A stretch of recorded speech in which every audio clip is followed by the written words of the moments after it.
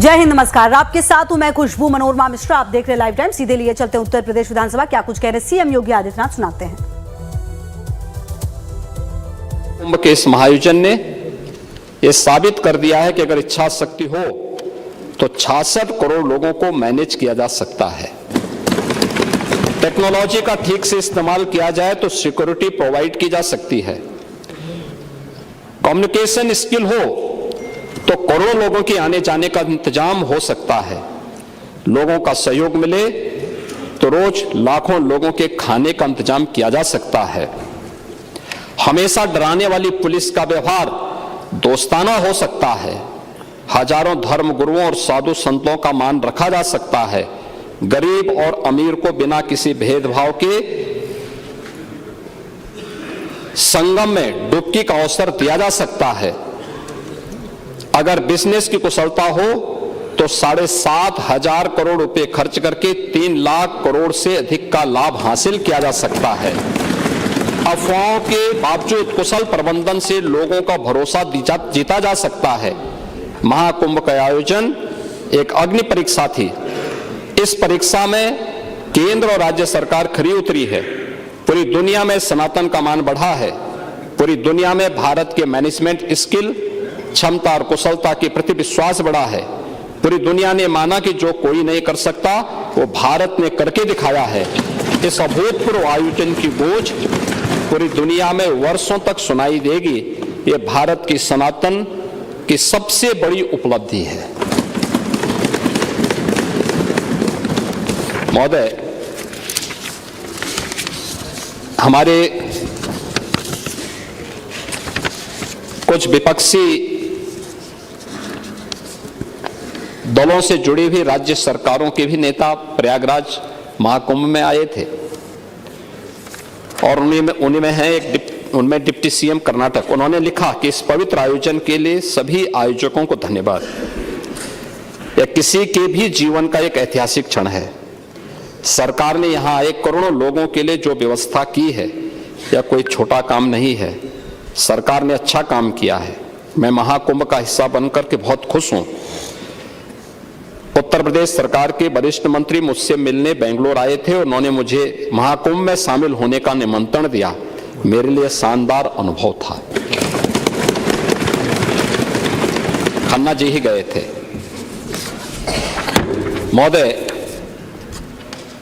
इसमें बहुत सारी सक्सेस स्टोरी भी देखने को मिली थी और उसमें आर्थिक पक्ष के बारे में, महाकुंभ के आर्थिक पक्ष के बारे में इसको लेकर के अनेक बातें सामने आई हैं। और खासतौर पर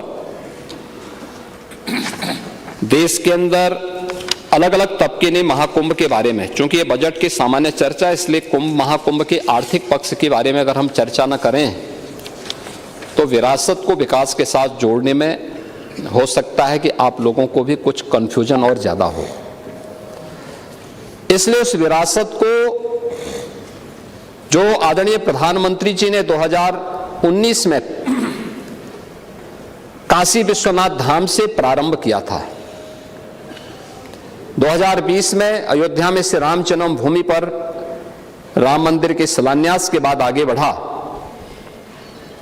प्रयागराज महाकुंभ उसका एक चरम उत्कर्ष रूप के रूप में देश और दुनिया के सामने आया है।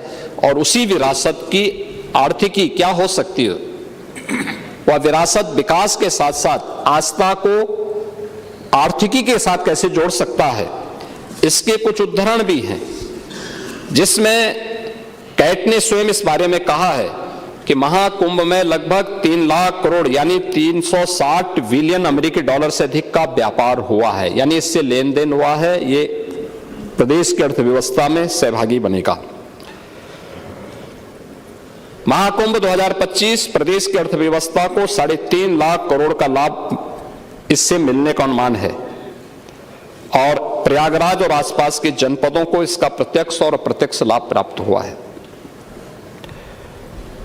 महोदय, इसमें भारत के जो मुख्य आर्थिक सलाहकार हैं बी अनंत नागेश्वरन, उन्होंने इस बात को कहा है कि महाकुंभ मेले के कारण उपभोग खर्च में तेज बढ़ोतरी की उम्मीद हुई इससे भारत को चालू वित्त वर्ष में 6.5% की विकास की दर हासिल करने में मदद मिलेगी। और इस मामले में जो विभिन्न अन्य क्षेत्रों में जो विभिन्न प्रकार के अनुमान लगाए गए विभिन्न आर्थिक विशेषज्ञों ने कि किस किस सेक्टर में कितना अधिक उससे आर्थिक लाभ हुआ है या उससे आने की संभावना है। होटल उद्योग में 40,000 करोड़ का, खाने पीने अन्य दैनिक उपयोग में प्रयोग होने वाली वस्तुओं में 33,000 करोड़ का, परिवहन में 1.5 लाख करोड़ का, पूजन सामग्री में 20,000 करोड़ का, दान आदि में 660 करोड़ का, टोल टैक्सेस में 300 करोड़ का और अन्य में लगभग 66,000 करोड़ का, कुल 3,960 करोड़ रुपए का अधिक का इससे आर्थिक समृद्धि इसके माध्यम से प्रदेश को प्राप्त होने वाला है। और इसके माध्यम से ये चीजें हम सबको प्राप्त हुई हैं।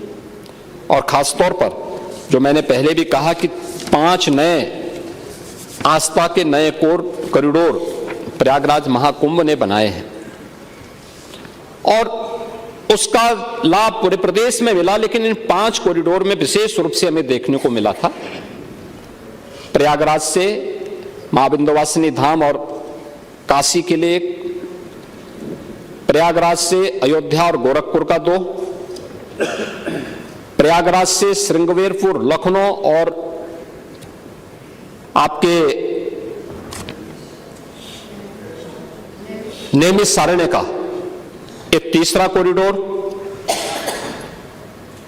प्रयागराज से लालापुर, राजापुर और चित्रकूट का एक 4था और प्रयागराज से जो हम 5वां आस्था के कॉरिडोर को बनाने की व्यवस्था कर रहे हैं, जिसमें हम लोगों ने देखा कि देश भर के श्रद्धालु आने के इच्छुक थे, दिखाई दे रहे थे और पिछले 1.5 महीनों में उनकी उपस्थिति उन सभी क्षेत्रों में थी। तो अब प्रयागराज से होते हुए वृंदावन, मथुरा वृंदावन और सुखतीर्थ में ये उपस्थिति वहां देखने को मिली। एक छोटा सा उदाहरण पर्याप्त है, बहुत सारे ऐसे उदाहरण हैं जिसमें प्रयागराज का है और वह समाजवादी पार्टी इसमें ज्यादा चर्चा कर रही थी कि नाविकों का शोषण हो रहा है, नाविकों को देखभाल नहीं की जा रही है। मैं एक नाविक परिवार की एक सक्सेस स्टोरी यहां पे बता रहा हूं। ये नाविक परिवार जिनके पास 130 नौकाएं थी, 45 दिनों की अवधि में इन लोगों ने शुद्ध बचत की है 30 करोड़ रुपए की। यानी एक नाव ने 45 दिनों में 23 लाख रुपए की बचत की है, कमाई की है। प्रतिदिन के अगर आप बजट एक उनकी बचत देखेंगे तो यह लगभग 50 से लेके 52,000 पर डे की उनकी इनकम थी एक नाव की। और इसमें मैं तो गया था 27 फरवरी को प्रयागराज में, और प्रयागराज में जाकर के हम लोगों ने, मैंने पहले मां गंगा के प्रति कृतज्ञता ज्ञापित की थी अपने सहयोगियों के साथ में, मां गंगा का पूजन किया था, सफाई भी की थी।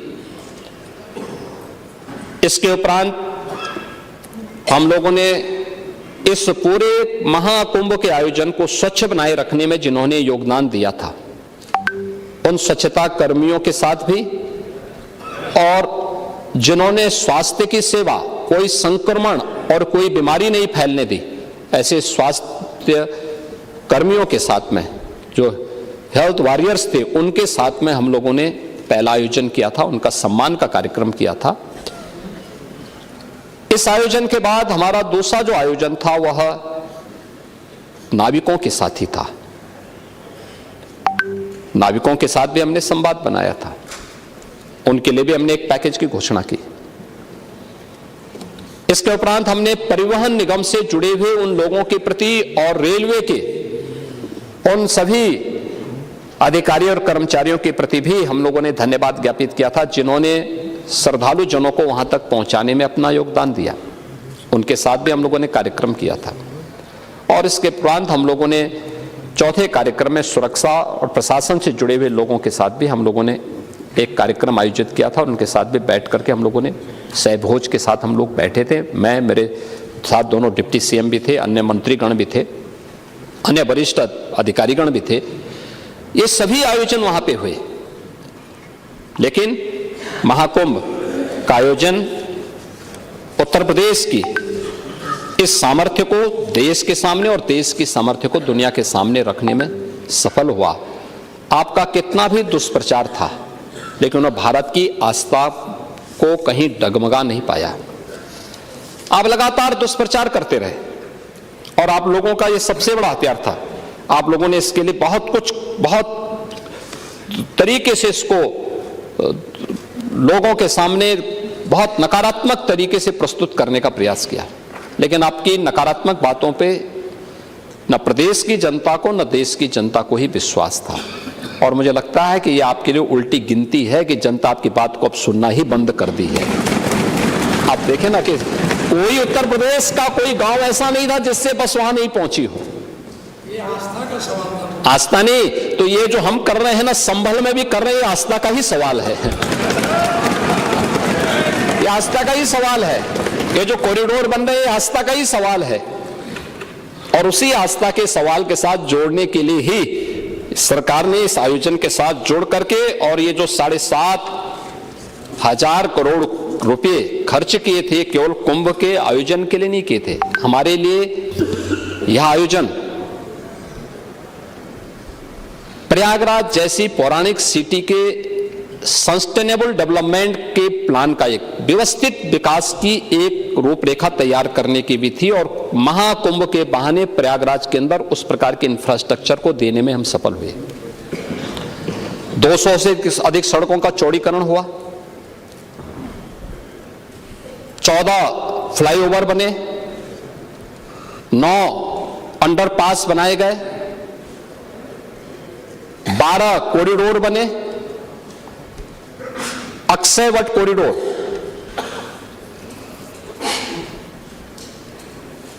बड़े हनुमान जी का कॉरिडोर, सरस्वती कूप कॉरिडोर, पातालपुरी का कॉरिडोर, नागवासी की कॉरिडोर, महर्षि भारद्वाज कॉरिडोर, श्रृंगवेरपुर में भगवान राम और निषाद राज की गले मिलती हुई प्रतिमा के साथ साथ एक कॉरिडोर, जिस किले पे आप कब्जा करवा रहे थे, हमारी सरकार ने कॉरिडोर के रूप में विकसित करते हुए त्रेता युग की स्मृति को जीवंत करने का काम कराया। आपके लिए वोट बैंक था, हमारे लिए विरासत थी। बस अंतर यही है। और आस्था का सम्मान हम कर रहे हैं, इसलिए जनता हमारी बात सुन रही है। जनता को मालूम है कि आप केवल वोट बैंक के साथ खिलवाड़ करेंगे, वोट बैंक देखेंगे और जनता को धोखा देंगे, इसलिए जनता ने आपकी बात को अनसुना किया है। और 27 में भी जनता जनार्दन यही करने जा रही है।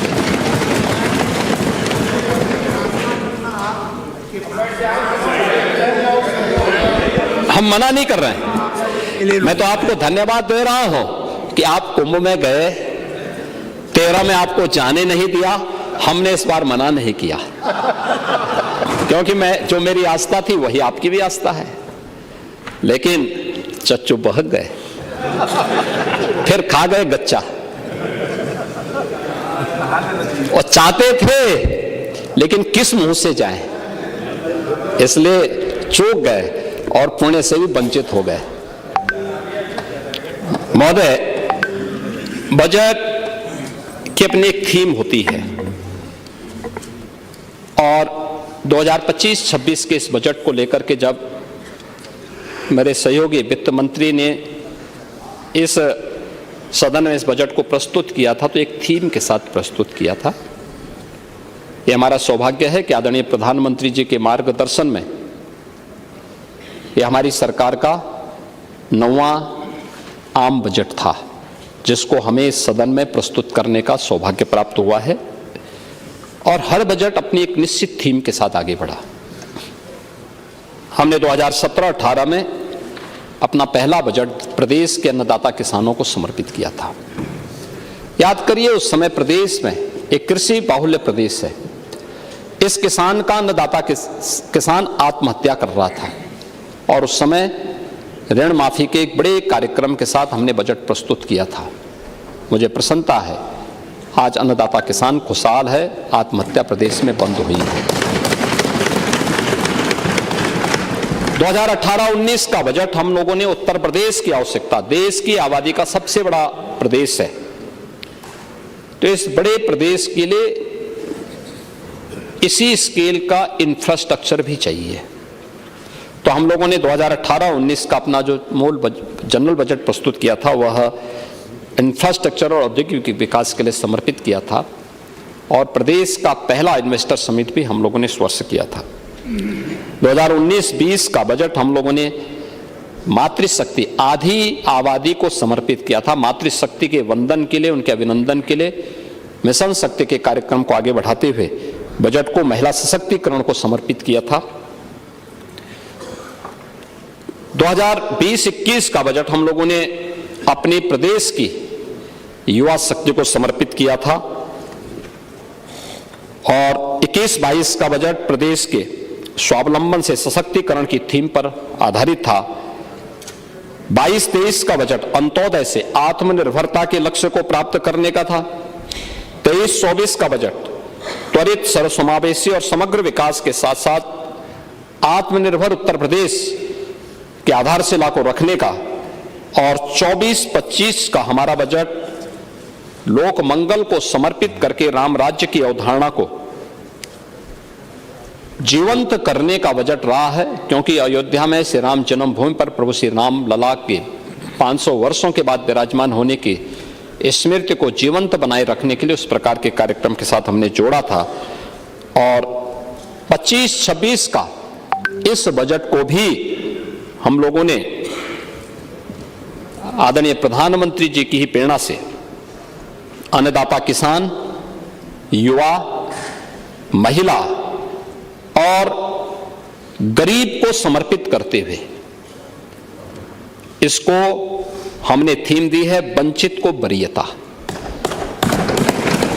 वंचित को वरीयता की इस थीम के साथ यह बजट यहां पे प्रस्तुत किया गया है और इस बजट में अंत्योदय से उन्नत अर्थव्यवस्था तक, ईज ऑफ लिविंग से ईज ऑफ डूइंग बिजनेस तक, कृषि से गरीब कल्याण तक, आस्था से आजीविका तक, शिक्षा से स्वावलंबन तक, संस्कृति से समृद्धि तक और महिला सशक्तिकरण के संकल्प को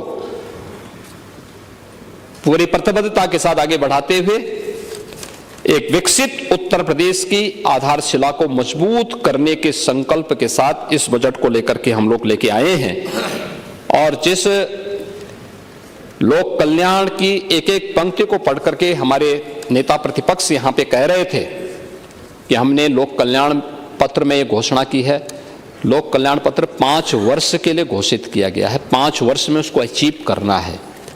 अभी हमारी सरकार के 3 वर्ष 25 मार्च को पूरे होने जा रहे हैं सेकंड पार्ट के, और अभी हम लोगों ने 151 में से 38 घोषणाएं हम पूरी कर चुके हैं, 91 घोषणाएं हमारी गतिमान हैं और 22 घोषणाओं में से कुछ की घोषणा इस बजट में की गई है और कुछ घोषणाएं हमारे अगले बजट में होने जा रही हैं जिन पर मैं भी चर्चा करने जा रहा हूं।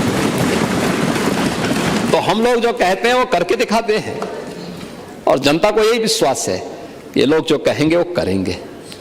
और इसीलिए आज हम सब यहाँ पर उस बजट के उस भाव के साथ यहाँ पर आए हैं कि यह बजट उसी भाव के साथ यहाँ पर घोषित किया गया है और वही हम लोग यहाँ पर किए हैं। बजट के आकार के बारे में आपने चर्चा की, मुझे तो मैं भौचक था जब आप 24-25 के बजट के बारे में चर्चा कर रहे थे कि 9 लाख करोड़ का आपने किया था। 9 लाख करोड़ का नहीं था, हमारा जो मूल बजट था, मैं उसी पे आ रहा हूं ना, मैं उसी पे आ रहा हूं। वह हमारा जो मूल बजट था 2024-25 का, वह था 7,36,000 करोड़ का, 8 लाख नहीं था। और 2 अनुपूरक हम लेके आए थे, 2 हमारी सप्लीमेंट्री आई थी, उनमें से कुल मिलाकर के वो 30,000 करोड़ का था, तो कुल होता है 7,66,000 करोड़ का। आप पांडे जी मुझे लगता है एक बार फिर से देख लेंगे, आंकड़े जिसने भी दे दिए हैं। देखिए आपके साथ समस्या यही है, जब आप अपने विवेक से बोलते हैं तो सही बोलते हैं, लेकिन जब आप पढ़ने लगते हैं, कोई लिख के आपको देता है, जबरन आपके मुंह पे अपने शब्द थोपता है, तो आप थोड़ा ट्रैक से हट करके बोलने लगते हैं। तो आपको ये शोभा नहीं देता। अरे मैं आंकड़े बोल रहा हूं ना, आंकड़े तो मैं दे रहा हूं आपको कि मूल बजट हमारा था 7,36,000 करोड़ का, और दोनों सप्लीमेंट्री जोड़ करके 30,000 करोड़ का होता है, तो कुल मिलाकर के 7,66,000 करोड़ का था। और 7,66,000 करोड़ के बाद अब हमारा जो मूल बजट है वह है 8,08,000 करोड़ का है। अगर आप इस बात को देखेंगे, आपने कहा कि सरकार ने पिछले उसमें 6 महीने में पैसा खर्च नहीं किया। बजट का जो ट्रेंड होता है, बजट साल भर के लिए प्रस्तुत होता है पांडे जी, 6 महीने के लिए नहीं होता है। योजनाएं बनती हैं, बनने के बाद उसको फिर उसके एग्जीक्यूशन में कुछ समय लगता है, फिर वो आगे बढ़ता है, फिर उन ऑनगोइंग प्रोजेक्ट जो होते हैं ये चलते हैं, एक समय सीमा होती है, किसी के 18 महीने होती है, किसी के 24 महीने होती है, उसके दौरान ही वो चीजें होती हैं। आप उसको पहले एक साल में 6 महीने में क्यों पूरा कर देना चाहते हैं? कुछ गड़बड़ जरूर है, और इसीलिए मैं वही कह रहा हूं ना, मैं वही कह रहा हूं कि आपने 24-25 के बजट की जो बात की, उसमें भी आप सही तथ्य नहीं प्रस्तुत कर पाए। मैं तो आपको दे रहा हूं, आप 15-16 के बजट को देखें, 16-17 के बजट को भी देखें, और 24-25 के बजट को भी देखें, तो सभी बजट में एक जैसी वो दिखेगी। हाँ, अलग विषय है कि बजट के दायरे को हमारी सरकार बढ़ाने में सफल हुई है, और उसके परिणाम भी मैं इसमें भी चर्चा आपसे करूंगा कि बजट जितना पहले खर्च होता था उससे ज्यादा खर्च आज बढ़ा है, उससे ज्यादा हुआ है, और उसी पे हम आज इस पे चर्चा भी करेंगे। बजट का आकार इस 25-26 का जो बजट का आकार है वह पिछले बजट से कम नहीं है, बल्कि उससे ज्यादा है। जो कुल दोनों बजट को मिला, यानी मूल बजट के साथ साथ सप्लीमेंट्री को भी जोड़ लेंगे तो 7,66,000 करोड़ का होता था, और इस बार बढ़ाकर के यह 8,08,736 करोड़ रुपए से अधिक का यह बजट है, और यह किसी भी राज्य का सबसे बड़ा बजट है। यह उत्तर प्रदेश राज्य का बजट है। और यह भी मैं आपको बताऊं, 2016-17 की तुलना में यह बजट 2.5 गुना बड़ा है, और 24-25 की तुलना में यह लगभग 10% अधिक है। यह जो बजट का दायरा हमने बढ़ाया, इसका आकार जो बढ़ाया है, यह अंतिम पायदान पर बैठे हुए व्यक्ति के स्वावलंबन के लिए, प्रदेश के इंफ्रास्ट्रक्चर डेवलपमेंट के लिए, आम जन के जीवन स्तर को उठाने के लिए, उनको बुनियादी सुविधाओं से जोड़ने के लिए, प्रति व्यक्ति आय को बढ़ाने के लिए, और उत्तर प्रदेश जैसे राज्य में आर्थिक विकास को तेज करने के लिए यह बजट हम लोगों ने इस बजट के दायरे को बढ़ाया है, जिसमें लोक कल्याण के साथ साथ अर्थव्यवस्था को विस्तार देने की एक प्रतिबद्धता इस बजट में दिखाई देती है।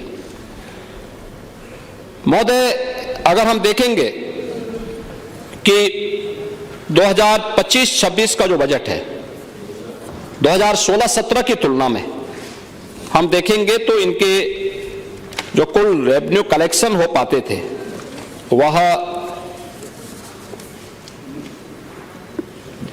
2,56,000 16-17 में इनका हो पाया था, 2,56,000 करोड़।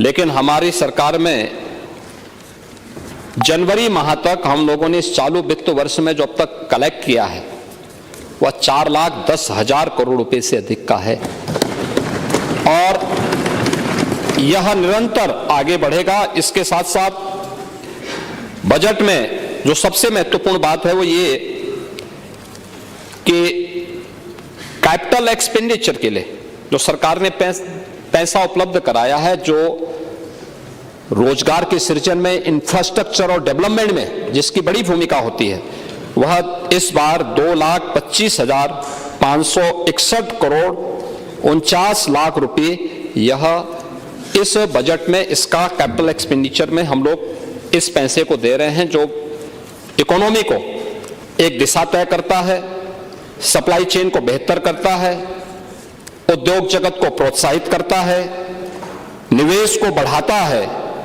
और निर्माण और रोजगार के सृजन में और एक सस्टेनेबल फास्ट गोइंग इकोनॉमी के आकार लेने में यह महत्वपूर्ण भूमिका का निर्वहन करता है। इसके लिए एक पर्याप्त मात्रा में बजट का प्रावधान किया गया है। अगर आप देखेंगे तो यह मूल बजट का लगभग 20.5% का हिस्सा एक कैपिटल एक्सपेंडिचर के लिए सरकार ने इस बजट में दिया है। नई योजनाओं के लिए भी बजट में प्रावधान किया गया है, जिसमें 28,478 करोड़ 34 लाख रुपए का प्रावधान इसमें किया गया है।